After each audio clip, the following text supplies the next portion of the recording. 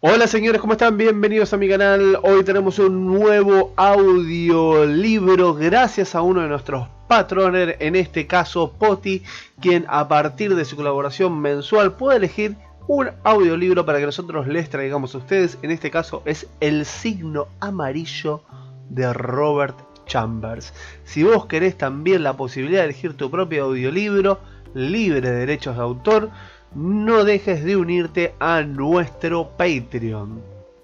Vamos a empezar en 3, 2, 1. El signo amarillo de Robert Chambers. Capítulo 1. Hay tantas cosas imposibles de explicar. ¿Por qué ciertas notas musicales me recuerdan los tintes dorados y herrumbrosos del follaje de otoño? ¿Por qué la misa de Santa Cecilia hace que mis pensamientos vaguen entre cavernas en cuyas paredes resplandecen desiguales masas de plata virgen? ¿Qué había en el tumulto y torbellino de Broadway a las 6 de la tarde que me hizo aparecer ante mis ojos la imagen de un apacible bosque bretón en el que la luz del sol se filtraba a través del follaje de la primavera y Silvia se inclinaba a medias con curiosidad y a medias con ternura sobre una pequeña lagartija verde murmurando: pensar que esta es una criatura de Dios. La primera vez que vi al sereno estaba de espaldas a mí. Lo miré con indiferencia hasta que entró a la iglesia. No le presté más atención que la que le hubiera prestado a cualquier otro que deambulara por el parque Washington aquella mañana. Y cuando cerré la ventana y volví a mi estudio, ya lo había olvidado. Avanzaba la tarde, como hacía calor, abrí la ventana nuevamente y me asomé para respirar un poco de aire. Había un hombre en el atrio de la iglesia, y lo observé otra vez con tan poco interés como por la mañana. Miré la plaza en que jugueteaba el agua de la fuente y luego, llena la cabeza de vagas impresiones de árboles, de senderos de asfalto y de grupos de niñeras y ociosos paseantes, me dispuse a volver a mi caballete. Entonces, mi mirada distraída incluyó al hombre del atrio de la iglesia. Tenía ahora la cara vuelta hacia mí, y con un movimiento totalmente involuntario me incliné a vérsela. En el mismo instante levanté la cabeza y me miró. Me recordó de inmediato a un gusano de ataúd. ¿Qué era lo que me repugnaba en el hombre? No lo sé, pero la impresión de un grueso gusano blancuzco de tumba fue tan intensa y nauseabunda que debe de haberle mostrado en mi expresión, porque apartó su abultada cara con un movimiento que me recordó una larva perturbada en un nogal. Volví a mi caballete y le hice señas a la modelo para que reanudara su pose. Después de trabajar un buen rato, advertí que estaba echando a perder tan deprisa como era posible lo que había hecho. Cogí una espátula y quité con ella el color. Las tonalidades de la carne eran amarillentas y enfermizas. No entendía cómo había podido dar unos colores tan malsanos a un trabajo que había resplandecido antes de salud. Miré a Tessie, no había cambiado, y el claro arrebol de salud le teñía el cuello y las mejillas. Fruncí el ceño. ¿He hecho algo malo?, preguntó. No, he estropeado este brazo, y no sé cómo pude haber ensuciado de este modo la tela, le contesté. ¿No estoy posando mal?, insistió. Pues claro, perfectamente. ¿No es culpa mía entonces?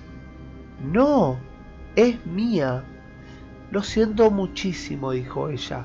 Le dije que podía descansar mientras yo aplicaba trapo y aguarrás al sitio corroído de la tela. Ella empezó a fumar un cigarrillo y a hojear las ilustraciones de Courtier Francais. No sé si tenía algo el aguarrás o era defecto de la tela, pero cuanto más frotaba, más parecía extenderse la gangrena. Trabajé como un castor para quitar aquello, pero la enfermedad parecía extenderse del miembro en miembro de la figura que tenía ante mí. Alarmado, luché por detenerla, pero ahora el color del pecho cambió y la figura entera parecía absorber la infección, como una esponja absorbe el agua. Apliqué vigorosamente la espátula y el aguarrás, pensando en la entrevista que tendría con Duval, que me había vendido la tela. Pero pronto advertí que la culpa no era de la tela ni de los colores de Edward. Debe ser el aguarrás, pensé con enfado. O bien la luz del atardecer ha enturbiado y confundido tanto mi vista que no me es posible ver bien. Llamé a Tessie, la modelo, que vino y se inclinó sobre mi silla, llenando el aire con volutas de humo. ¿Qué ha estado usted haciendo?, exclamó. Nada, gruñí. Debe ser el aguarrás. ¿Qué color más horrible tiene ahora?, prosiguió. ¿Le parece a usted que mi carne se parece a un queso Roquefort? No, claro que no, dije con enfado. ¿Me has visto alguna vez pintar de este modo? Por cierto que no. Entonces, debe ser el aguarrás o algo, admitió. Se puso su túnica japonesa y se acercó a la ventana. Yo raspé y froté hasta cansarme. Finalmente, cogí los pinceles y los hundí en la tela, lanzando una gruesa expresión, cuyo tono tan solo llegó a los oídos de Tessie. No obstante, no tardó en exclamar: ¡Ja! Muy bonito, ¿eh? Jure y actúe como un niño y arruine sus pinceles. Lleva 3 semanas trabajando en ese estudio y ahora mire, ¿de qué le sirve desgarrar la tela? ¿Qué criaturas son los artistas? Me sentí tan avergonzado como de costumbre después de un exabrupto semejante y volví contra la pared de la tela arruinada. Tessie me ayudó a limpiar los pinceles y luego marchó bailando a vestirse. Detrás del biombo me regaló consejos sobre la pérdida parcial o total de la paciencia, hasta que, creyendo quizás que ya me había atormentado lo suficiente, salió a suplicarme que le abrochara el vestido por la espalda, donde ella no alcanzaba. Todo ha salido mal desde el momento en que volvió de la ventana y me habló del horrible hombre que vio en el atrio de la iglesia, declaró. Sí, probablemente embrujó el cuadro, dije bostezando. Mirá el reloj. Son más de las 6, lo sé, dijo Tessie, arreglándose el sombrero ante el espejo. Sí, contesté. No fue mi intención retenerte tanto tiempo. Me asomé por la ventana, pero retrocedí con disgusto. El hombre de la cara pastosa estaba todavía en el atrio. Tessie vio mi ademán de desaprobación y se asomó. ¿Ese es el hombre que le disgusta?, susurró. Asentí con la cabeza. No puedo verle la cara, pero parece gordo y blando. De todas maneras, continuó, y se volvió hacia mí, me recuerda a un sueño espantoso que tuve una vez. Pero, musitó mirando sus elegantes zapatos, ¿fue un sueño en realidad? ¿Cómo puedo yo saberlo?, le dije con una sonrisa. Tessie me sonrió a su vez. Usted figuraba en él, dije, de modo que quizás sepa algo. Tessie, protestó, no se atreva a halagarme diciendo que sueña conmigo. Pues lo hice, insistió. ¿Quiere que se lo cuente? Adelante, le contesté encendiendo un cigarrillo. Tessie se apoyó en el antepecho de la ventana abierta y empezó muy seriamente. Fue una noche del invierno pasado. Estaba yo acostada en la cama sin pensar en nada en particular. Había estado posando para usted y me sentía agotada. No obstante, me era imposible dormir. Oí las campanadas de la ciudad dar las 10, las 11 y la medianoche. Debo haberme quedado dormida aproximadamente alrededor de las 12, porque no recuerdo haber escuchado más campanadas. Me parece que apenas había cerrado los ojos cuando soñé que algo me impulsaba a ir a la ventana. Me levanté abriendo el postigo, me asomé. La calle 25 estaba desierta hasta donde alcanzaba mi vista. Empecé a sentir miedo. Todo parecía tan negro e inquietante. Entonces oí un ruido lejano de ruedas a la distancia y me pareció como si aquello que se acercaba Era lo que debía esperar. Las ruedas se aproximaban muy lentamente y por fin pude distinguir un vehículo que avanzaba por la calle. Se acercaba cada vez más y cuando pasó bajo mi ventana me di cuenta que era una carroza fúnebre. Entonces, cuando me eché a temblar de miedo, el cochero se volvió y me miró. Cuando desperté estaba de pie frente a la ventana abierta, estremecida de frío, pero la carroza empenichada de negro y su cochero habían desaparecido.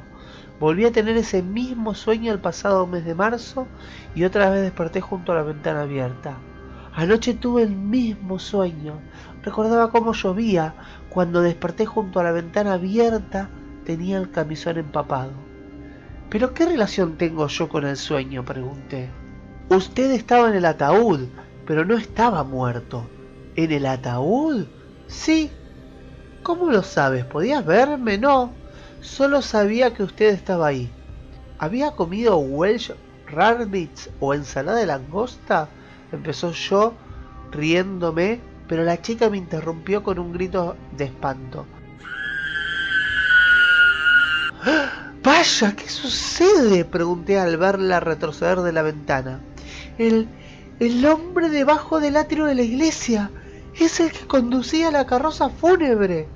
Tonterías, dije, pero los ojos de Tessie estaban agrandados por el terror. Me acerqué a la ventana y miré. El hombre había desaparecido. Vamos, Tessie, la animé. No seas tonta, has posado demasiado. Estás nerviosa. ¿Cree que podría olvidar esa cara?, murmuró. 3 veces vi pasar la carroza fúnebre bajo mi ventana. Y 3 veces el cochero me miró. Oh, su cara era tan blanca y blanca. Parecía un muerto, como si hubiese muerto mucho tiempo atrás. Convencí a la muchacha de que se sentara y bebiera un vaso de marsala. Luego me senté junto a ella y traté de aconsejarla. Mira, Tessie, dije, vete al campo por 1 semana o 2 y ya verás cómo no sueñas más con carrozas fúnebres. Pasas todo el día posando y cuando llega la noche tienes los nervios alterados. No puedes seguir a este ritmo. Y después, claro, en lugar de irte a la cama después de terminado el trabajo, te vas de picnic al Parque Salser o al Dorado o a Coney Island y cuando vienes aquí a la mañana siguiente te encuentras rendida. No hubo tal carroza fúnebre, no fue más que un tonto sueño. La muchacha sonrió débilmente. ¿Y el hombre del atrio de la iglesia? Oh, no es más que un pobre enfermo como tantos. Tan cierto como me llamo Tessie Reardon. Le juro, señor Scott, que la cara del hombre de abajo es la cara que conducía la carroza fúnebre. ¿Y qué?, dije. Es un oficio honesto. Entonces, ¿cree que sí vi la carroza fúnebre? Bueno, dije diplomáticamente, si realmente la viste, no sería improbable que el hombre de abajo la condujera. Eso no tiene nada de raro. Tessie se levantó, desenvolvió el perfumado pañuelo y cogiendo un trozo de goma de mascar anudado en un ángulo, se lo metió en la boca. Después de ponerse los guantes, me ofreció su mano con un franco. Hasta mañana, señor Scott, y se marchó. Capítulo 2. A la mañana siguiente, Thomas, el Botones, me trajo el Herald y una noticia. La iglesia de al lado había sido vendida. Agradecí al cielo por ello, no porque yo, siendo católico, tuviera una repugnancia alguna por la congregación vecina, sino porque tenía los nervios destrozados a causa de un predicador vociferante, cuyas palabras resonaban en la nave de la iglesia como si fuesen pronunciadas en mi casa, y que insistía en sus R's con una persistencia nasal que me revolvía las entrañas. Había además un demonio en forma humana, un organista que interpretaba los himnos antiguos de una manera muy personal. Yo clamaba por la sangre de un ser capaz de tocar la doxología con una modificación de tonos menores solo perdonable en un cuarteto de principiantes. Creo que el ministro Era un buen hombre, pero cuando berreaba... Y el Señor dijo a Moisés, el Señor es un hombre de guerra, el Señor en su nombre arderá mirra, y yo te mataré con la espada. Me preguntaba cuántos siglos de purgatorio serían necesarios para expiar semejante pecado. ¿Quién compró la propiedad?, pregunté a Thomas. Nadie que yo conozca, señor. Dicen que el caballero es un propietario de los apartamentos Hamilton. Estuvo mirándola, quizás esté por construir más estudios.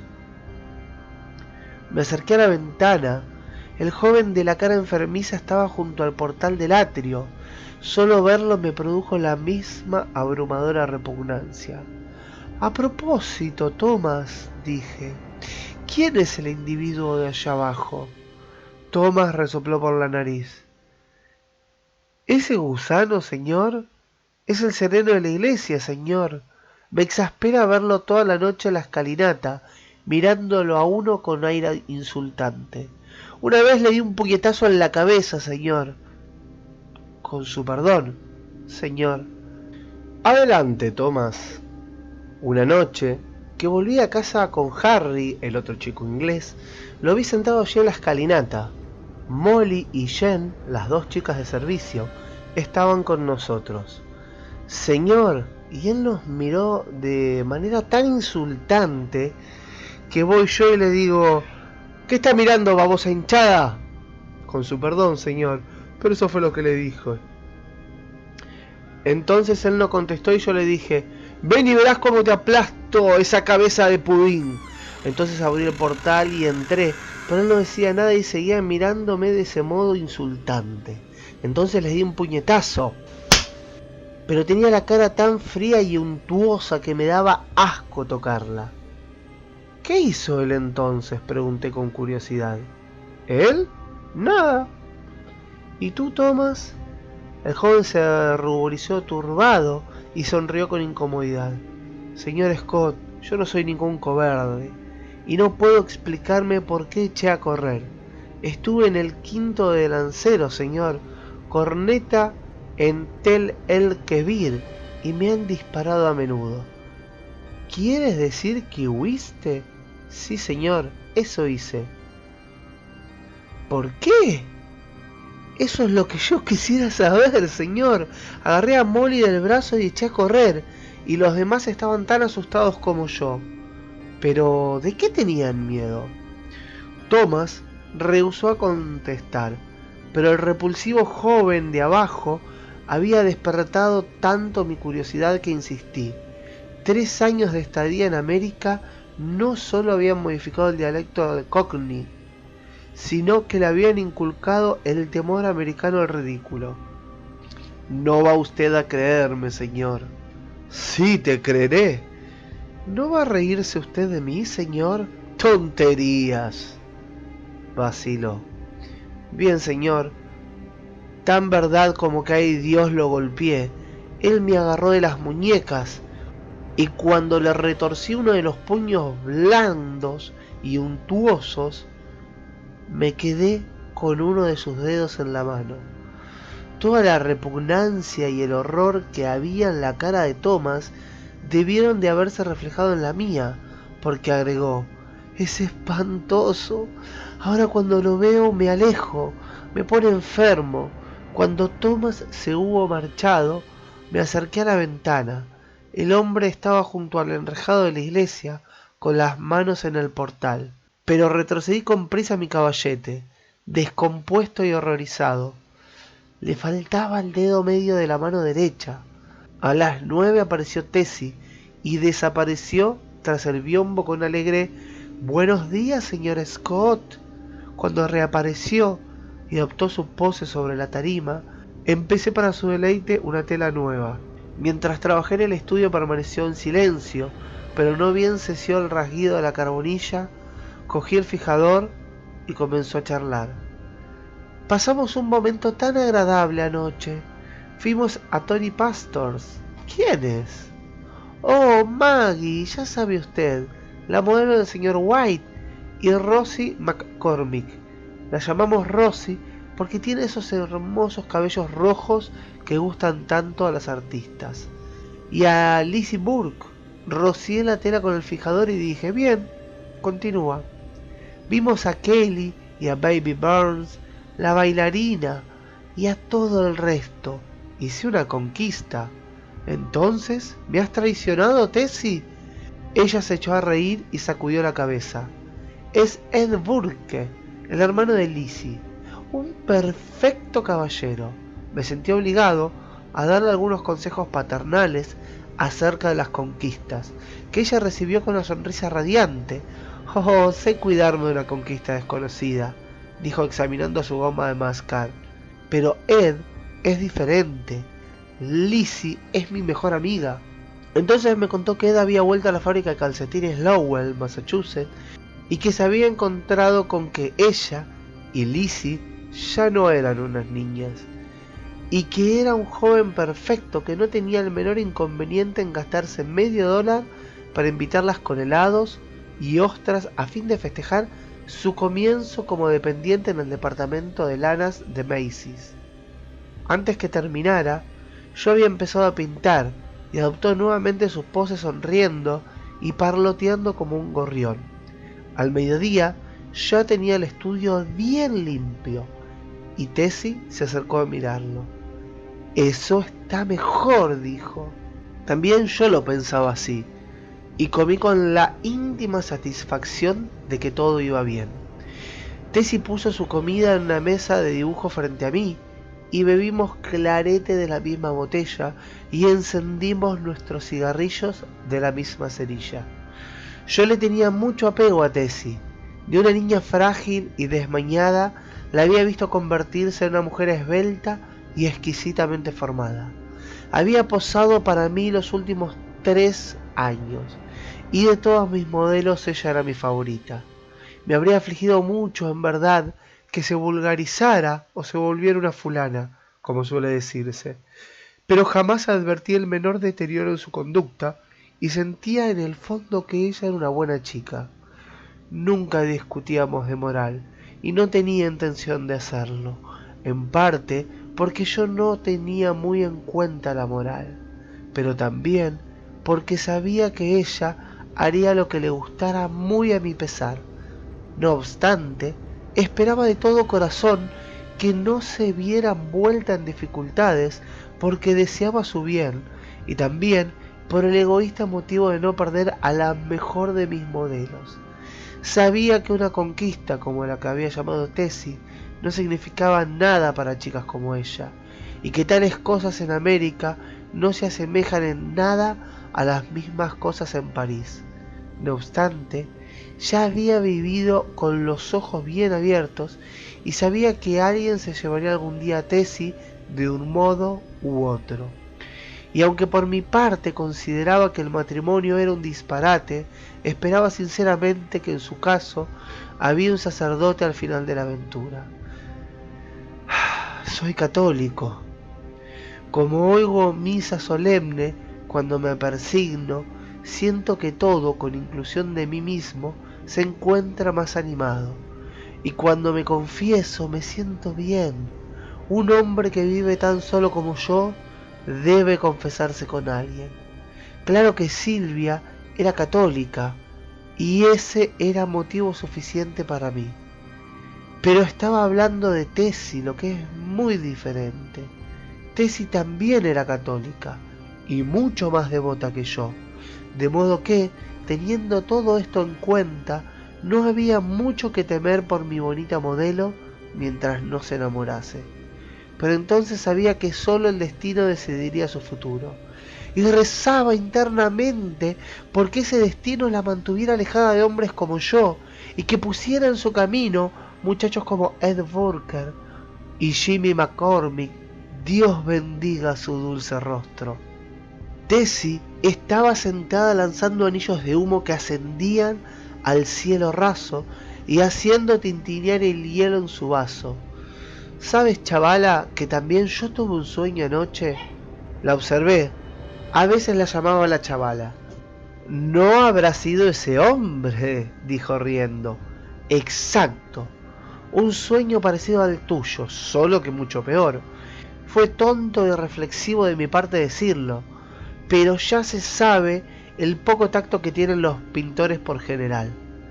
Debo de haberme quedado dormido poco más o menos a las 10, proseguí, y al cabo de un rato soñé que me despertaba tan claramente, oí las campanadas de la medianoche, el viento en las ramas de los árboles, la sirena de vapores de la bahía, que incluso ahora me es difícil creer que no estaba despierto. Me parecía yacer en una caja cubierta de cristal. Veía débilmente las lámparas de la calle donde pasaba, pues debo decirte, Tessie, que la caja en la que estaba tendido parecía encontrarse en un carruaje acoginado, en el que iba sacudiéndome por una calle empedrada. Al cabo de un rato me impacienté e intenté moverme, pero la caja era demasiado estrecha. Tenía las manos cruzadas en el pecho, de modo que no me era posible levantarlas para aliviarme. Escuché y luego intenté llamar. Había perdido la voz. Podía oír los cascos de los caballos uncidos al coche e incluso la respiración del conductor. Entonces otro ruido irrumpió en mis oídos, como el abrir de una ventana. Me las compuse para ladear la cabeza un tanto y descubrí que podía ver, no solo a través del cristal que cubría la caja, sino también a través de los paneles de cristal a los lados del carruaje. Vi casas vacías y silenciosas, sin vida ni luz alguna de ellas, excepto una. En esa casa había una ventana abierta en el primer piso y una figura toda de blanco me miraba en la calle. Eras tú. Tessie había apartado su cara de mí y se apoyaba en la mesa sobre el codo. Pude verte la cara, proseguí, que me pareció muy angustiada. Luego seguimos viaje y doblamos por una estrecha y negra calleja. De pronto los caballos se detuvieron. Esperé y esperé, cerrando los ojos con miedo e impaciencia, pero todo estaba silencioso como una tumba. Al cabo de lo que me parecieron horas, empecé a sentirme incómodo. La sensación de que algo se acercaba hizo que abriera los ojos. Entonces vi la cara del cochero de la carroza fúnebre que me miraba a través de la cubierta del ataúd. Un sollozo de Tessie me interrumpió. Estaba temblando como una hoja. Vi que me había comportado como un asno e intenté reparar el daño. «Vaya, Tess», dije, «solo te lo conté para mostrarte la influencia de tu historia en los sueños de los demás. No pensarás realmente que estoy tendido en un ataúd, ¿no es cierto? ¿Por qué estás temblando? ¿No te das cuenta de que tu sueño y la irrazonable repugnancia que me produce ese inofensivo sereno de la iglesia pusieron sencillamente en marcha mi cerebro, no bien me quedé dormido?» Puso la cabeza entre sus brazos y sollozó como si fuera a rompérsele el corazón. Me había portado como un imbécil, pero estaba por recuperar mi propio récord. Me le acerqué y la rodeé con el brazo. «Tessie, querida, perdóname», dije. «No tendría que haberte asustado con semejantes tonterías. Eres una chica demasiado atinada, demasiado buena, católica para creer en los sueños». Su mano se puso en la mía y su cabeza cayó sobre mi hombro, pero todavía temblaba. Yo la acariciaba y la consolaba. «Vamos, Tess, abre los ojos y sonríe». Sus ojos se abrieron en un lánguido y lento movimiento y se encontraron con los míos, pero su expresión era tan extraña que me apuré a reanimarla otra vez. «Fue una patraña, Tessie. No creerás que todo esto podrá acarrearte algún mal». «No», dijo, pero sus labios escarlatas se estremecieron. «¿Qué sucede entonces? ¿Tienes miedo?» «Sí, pero no por mí». «¿Por mí entonces?», pregunté alegremente. «Por usted», murmuró casi de forma inaudible. Yo lo quiero a usted». En principio me eché a reír, pero cuando comprendí lo que hacía, un estremecimiento me atravesó el cuerpo y me quedé sentado como piedra. Esta era la culminación de las tonterías que llevaba cometidas. En el momento que transcurrió entre su réplica y mi contestación, pensé en 1000 respuestas a esa inocente confesión. Podía desecharla con una sonrisa, podía hacerme el desentendido y decirle que me encontraba muy bien de salud. Podía manifestarle con sencillez que era imposible que ella me amase, pero mi reacción fue más veloz que mis pensamientos, y cuando quise darme cuenta ya era demasiado tarde, porque la había besado en la boca. Aquella noche fui a dar mi paseo habitual por el parque de Washington pensando en los acontecimientos del día. Me había comprometido a fondo, no podía echarme atrás ahora, y miré de frente a mi futuro. Yo no era bueno, ni siquiera escrupuloso, pero no tenía la intención de engañarme a mí mismo o a Tessie. La única pasión de mi vida yacía sepultada en los soleados bosques de Bretaña. ¿Estaba sepultado para siempre? La esperanza exclamaba ¡no! Durante 3 años había esperado el ruido de unos pasos en mi umbral. ¿Silvia se había olvidado? ¡No!, clamaba la esperanza. Dije que no era bueno, eso era verdad, pero con todo no era exactamente el villano de la ópera cómica. Había llevado una vida fácil y atolondrada, recibiendo de buen grado el placer que me ofrecía, deplorando a veces, lamentando con amargura las consecuencias. Solo una, con excepción de mi pintura, tomaba en serio, y aquello se hacía sepultado, sino perdido, en los bosques bretones. Era demasiado tarde ahora para lamentar lo ocurrido en el día, tanto si fue lástima como si fue la súbita ternura que me produce el dolor o el más brutal instinto de la voluntad satisfecha. Daba igual ahora, y a no ser que deseara dañar un corazón inocente, tenía la senda trazada ante mí. El fuego y la intensidad, la profundidad de la pasión de un amor que ni siquiera había sospechado, a pesar de la experiencia que creía tener en el mundo, no me dejaba otra alternativa que corresponderle o apartarla de mi lado. No sé si me acordaba producir dolor en los demás, o si hay algo en mi lóbrego puritano, pero lo cierto es que me repugnaba negar la responsabilidad por ese irreflexible beso, y de hecho no tuve tiempo de hacerlo antes de que se abriesen las puertas de su corazón y la marejada se expandiera.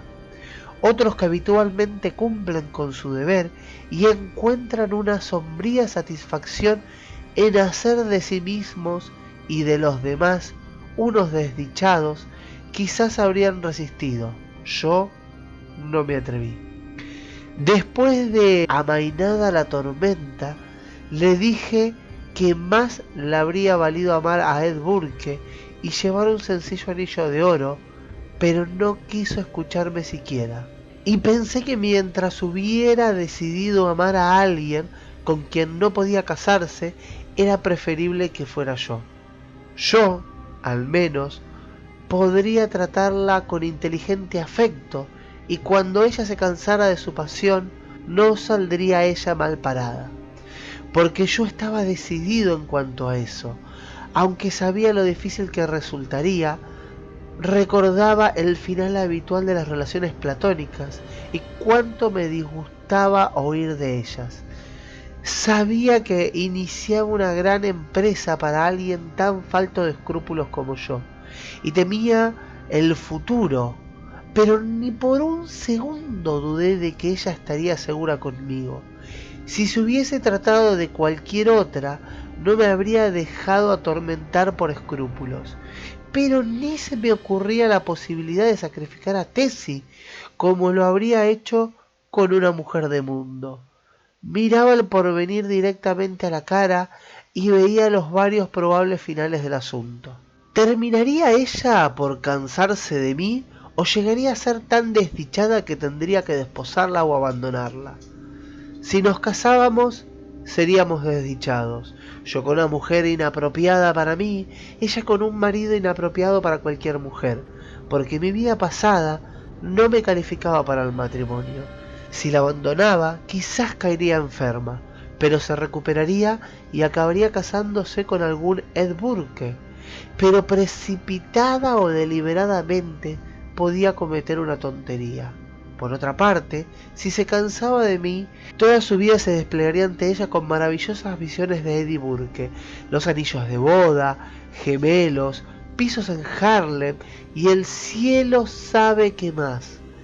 Mientras me paseaba entre los árboles vecinos al Arco de Washington, decidí que de cualquier modo ella encontraría un sólido amigo en mí y que el futuro se cuidaría de sí mismo. Luego, entré en la casa y me puse el traje de noche, porque la nota ligeramente perfumada que había en mi tocador decía: tenga un coche pronto a la entrada de los artistas a las 11, y estaba firmada por Edith Charmichel, Teatro Metropolitan, 19 de junio de 1890 y algo. Esa noche cené, o más bien cenamos la señorita Garmichel y yo en el Solari, y el alba empezaba a dorar la cruz de la iglesia memorial cuando entré en el parque de Washington después de haber dejado a Edith en Brunswick. No había un alma en el parque cuando pasé entre los árboles y cogí el sendero que va de la estatua de Garibaldi al edificio de los apartamentos Hamilton, pero al pasar junto al atrio de la iglesia vi una figura sentada en la escalinata de piedra. A pesar mío, me estremecí al ver la hinchada cara blancuzca y apresuré el paso. Entonces dijo algo que pudo haberme estado dirigido, o quizás solo estuviese musitando para sí. Pero que semejante individuo se dirigiera a mí me puso súbitamente furioso. Por un instante me dieron ganas de girar sobre mis talones y aplastarle la cabeza con el bastón. Pero seguí andando entre el Hamilton y fui a mi apartamento. Entré al Hamilton y fui a mi apartamento. Por algún tiempo di vueltas en la cama intentando liberarme de su voz, pero no me fue posible. Ese murmullo me llenaba la cabeza como el denso humo aceitoso de una cuba donde se cuece algo de grasa o la nociva fetidez de la pudredumbre. Y mientras me revolvía en mi lecho, la voz en mis oídos parecía más clara y distante. Empecé a entender las palabras que había murmurado. Me llegaban lentamente, como si las hubiera olvidado y por fin pudiera comprender su sentido. Había articulado: ¿has encontrado el signo amarillo? ¿Has encontrado el signo amarillo? ¿Has encontrado el signo amarillo? Estaba furioso. ¿Qué había querido decir con eso? Luego, dirigiéndole una maldición, cambié de postura y me quedé dormido. Pero cuando más tarde desperté estaba pálido y ojeroso, porque había vuelto a soñar lo mismo de la noche pasada, y me perturbaba más de lo que quería confesarme. Me vestí y bajé al estudio. Tessie estaba sentada junto a la ventana. Cuando yo entré se puso de pie y me rodeó el cuello con los brazos para darme un beso inocente. Tenía un aspecto tan dulce y delicado que la volví a besar, y luego me fui a sentar frente al caballete. Vaya, ¿dónde está el estudio que empecé ayer? Tessie parecía confusa, pero no respondió. Comenzó a buscar entre las telas mientras le decía: apresúrate, Tess, y prepárate, debemos aprovechar la luz de la mañana. Cuando por fin abandoné la búsqueda entre las otras telas y me volví para registrar el cuarto, vi que Tessie estaba de pie junto al biombo con las ropas todavía puestas. ¿Qué sucede?, le pregunté. ¿No te sientes bien? ¿Sí? Apresúrate entonces. ¿Quieres que pose como he posado siempre? Entonces comprendí. Se presentaba una nueva complicación. Había perdido, por supuesto, la mejor modelo de desnudos que había conocido nunca. Miré a Tessie. Tenía el rostro escarlata. Ay, ay. Habíamos comido el fruto del árbol del conocimiento y el Edén, y la inocencia original ya eran sueños del pasado. Quiere decir para ella, supongo, que notó la desilusión en mi cara porque dijo: posaré si lo desea. El estudio está atrás del biombo. He sido yo quien lo ha puesto allí. No, le dije. Empezaremos algo nuevo. Fui a mi armario y elegí un vestido morisco resplandeciente de lentejuelas. Era un traje auténtico, y Tessie se retiró tras el biombo encantada con él. Cuando salió otra vez, quedé atónito. Sus largos cabellos negros estaban sujetos a su frente por una diadema de turquesas y los extremos llegaban rizados hasta la faja resplandeciente. Tenía los pies calzados en unas bordadas babuchas puntiagudas y la falda del vestido, curiosamente recamada de arabescos de plata, le caía hasta los tobillos. El profundo azul metálico del chaleco bordado en plata y la chaquetilla morisca en la que estaban cosidas refulgentes turquesas le sentaban maravillosamente. Avanzó hacia mí y levanté la cabeza sonriente. Deslicé la mano en el bolsillo y saqué una cadena de oro con una cruz y se la coloqué en la frente. «¿Es tuya, Tessie?» «¿Mía?», balbució. «Tuya. Ahora ve y posa». Entonces, con una sonrisa radiante, corrió tras el bombo y apareció enseguida con una cajita en la que estaba escrito mi nombre. «Tenía la intención de dártela esta noche antes de irme a casa», dijo, «pero ya no puedo esperar». Abrí la caja. Sobre el rosado algodón había un broche de ónix en el que estaba incrustado un curioso símbolo o letra de oro. No era arábigo ni chino, ni, como pude comprobar después, no pertenecía a ninguna de las escrituras humanas. Es todo lo que tengo para darle como recuerdo. Me sentí molesto, pero le dije que lo tendría en alta estima y le prometí llevarlo siempre. Ella me puso la mano en la chaqueta bajo la solapa. «¡Qué tontería, Tess, comprar algo tan bello!», le dije. «No lo he comprado», dijo riendo. «¿De dónde lo ha sacado?». Entonces me contó que lo había encontrado un día al volver del acuario de la batería y que había hecho publicar un aviso en los periódicos y que por fin perdió las esperanzas de encontrar al propietario del broche. «Fue el invierno pasado», dije, «el mismo día que tuve por primera vez ese horrible sueño de la carroza fúnebre». Recordé el sueño que había tenido la pasada noche, pero no dije nada, y enseguida la carbonilla empezó a revolotear sobre la tela, y Tessie permaneció inmóvil en la tarima. Capítulo 3. El día siguiente fue desastroso para mí. Mientras trasladaba una tela enmarcada de un caballete a otro, mis pies resbalaron en el suelo encerado y caí pesadamente sobre ambas muñecas.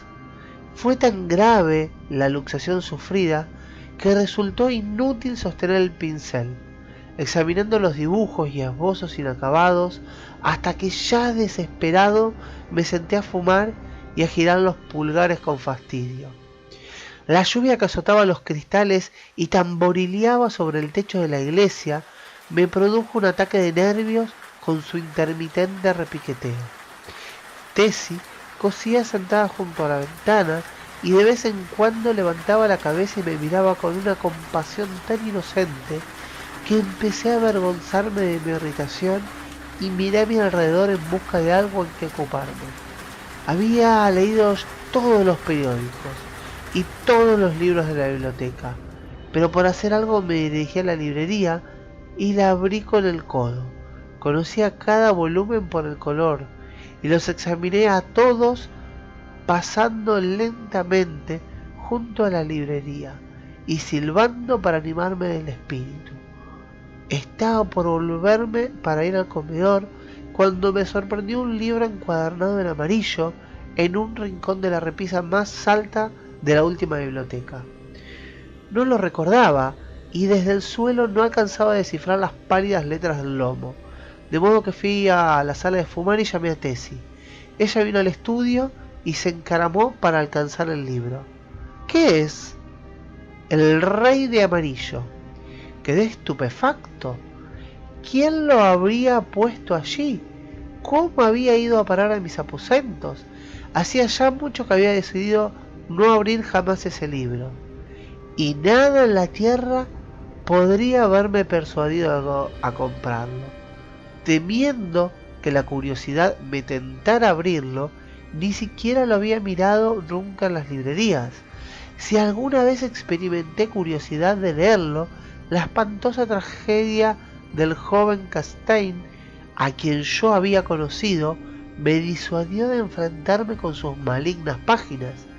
Siempre me negué a escuchar su descripción, y en verdad nadie se aventuró nunca a comentar en alta voz la segunda parte, de modo que no tenía conocimiento en absoluto de lo que podrían revelar esas páginas. Me quedé mirando fijamente a la ponzoñosa encuadernación amarilla como habría mirado a una serpiente. ¡No lo toques!, le dije a Tessie. ¡Baja de allí! Por supuesto, mi admonición bastó para despertar su curiosidad, y antes de que pudiera impedírselo, cogió el libro y con una carcajada se fue bailando al estudio con él. La llamé, pero ella se alejó dirigiendo una torturadora sonrisa a mis impotentes manos, y yo la seguía con cierta impaciencia. ¡Tessie!, grité entrando a la biblioteca. ¡Escucha, hablo en serio! ¡Deja ese libro! ¡No quiero que lo abras! La biblioteca estaba vacía. Fui a ambas salas, luego a los dormitorios, a la lavandería, la cocina, y finalmente volví a la biblioteca, donde inicié un registro sistemático. Se había acurrucado pálida y silenciosa junto a la ventana reticulada del cuarto de almacenaje de arriba. A primera vista me di cuenta que su necedad había sido castigada. El Rey Amarillo estaba a sus pies. El libro estaba abierto en la segunda parte. Miré a Tessie y vi que era demasiado tarde. Había abierto el Rey Amarillo. Entonces la tomé de la mano y la conduje al estudio. Parecía obnubilada, y cuando le dije que se tendiera en el sofá, me obedeció sin decir palabra. Al cabo de un rato sus ojos se cerraron y la respiración se le hizo regular y profunda, pero no me fue posible descubrir si dormía o no. Durante largo rato me quedé sentado en silencio junto a ella, en el cuarto de almacenaje jamás frecuentado. Cogí el libro amarillo con la mano menos herida. Parecía pesado como el plomo, pero lo llevé al estudio otra vez y sentándome en la alfombra junto al sofá lo abrí y lo leí desde el principio al fin. Cuando, debilitado por el exceso de las emociones, dejé caer el volumen y me recosté fatigado contra el sofá, Tessie abrió los ojos y me miró. Habíamos estado hablando cierto tiempo con opacada y monótona atención cuando advertí que estábamos comentando El Rey de Amarillo. Oh, qué pecado haber escrito semejantes palabras, palabras que son claras como el cristal, límpidas y musicales como una fuente burbujeante, palabras que resplandecen y refulgen como diamantes envenenados de los Medici. Oh, la malignidad, la condenación más allá de toda esperanza de un alma capaz de fascinar y paralizar a criaturas humanas con tales palabras. Palabras que comprenden el ignorante y el sabio por igual. Palabras más preciosas que joyas, más apaciguadoras que la música celestial, más espantosas que la muerte misma.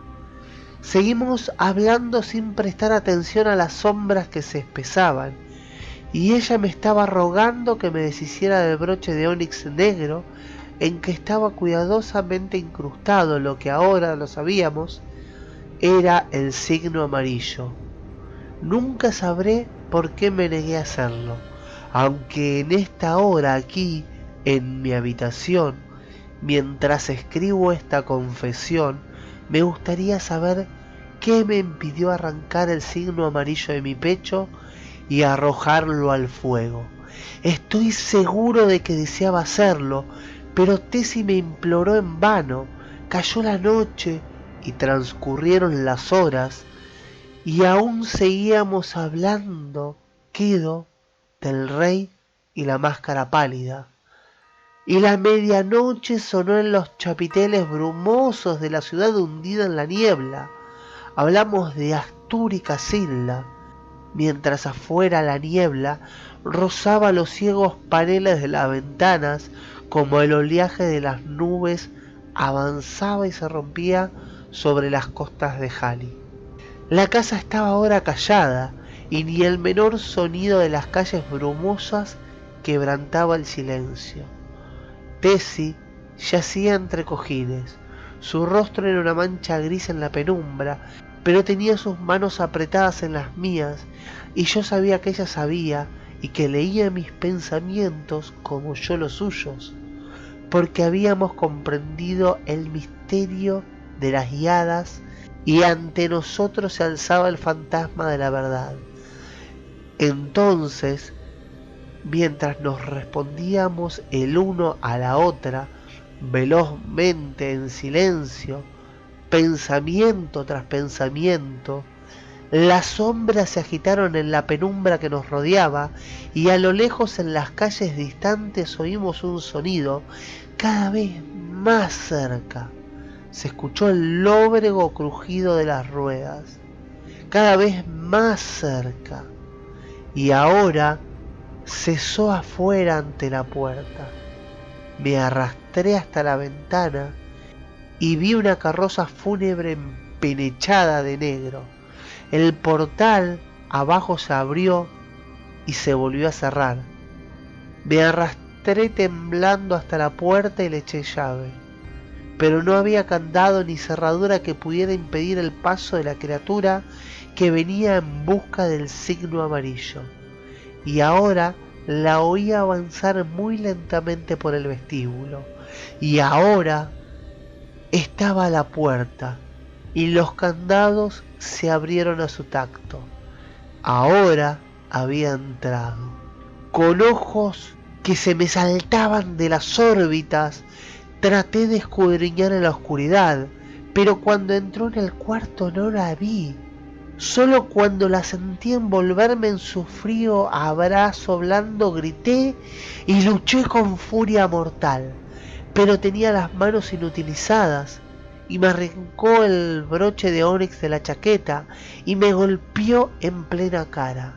Entonces, al caer, oí el grito leve de Tessie y su espíritu voló al encuentro de Dios, y mientras caía deseé poder seguirla, porque sabía que el rey de amarillo había abierto su andrajoso manto y ahora solo era posible implorar ante Cristo. Podría decir más, pero al mundo no le serviría de nada. En cuanto a mí, estoy más allá de toda ayuda o esperanzas humanas. Mientras yazgo aquí escribiendo, sin preocuparme de si moriré o no, antes de terminar, veo al doctor que recoge sus polvos y frascos con un vago ademán dirigido al buen cura que tengo junto a mí, y entonces comprendo.